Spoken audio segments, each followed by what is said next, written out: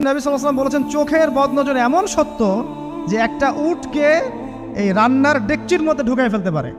মানে একটা উট খুব সুন্দর ভালো, আপনি দেখছেন মাশাআল্লাহ বলেন নাই, নজর লেগেছে, উটটা মারা গেছে দেন তারপর তাকে জবাই করে খেয়ে ফেলতে হয়েছে।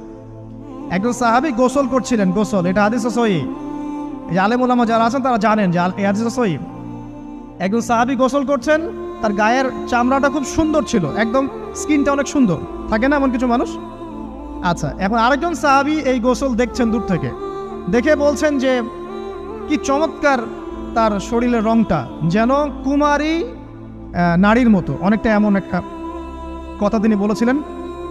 সাথে সাথে এই সাহাবী অজ্ঞান হয়ে পড়ে গেছে। কোন সাহাবী? যিনি গোসল করছিলেন। এটার আপনি কোনো ব্যাখ্যা দিতে পারবেন না, তো এখানে কোনো সায়েন্স দিয়ে বা মেডিকেল সায়েন্স দিয়ে আপনি কোনো ব্যাখ্যা করতে পারবেন না।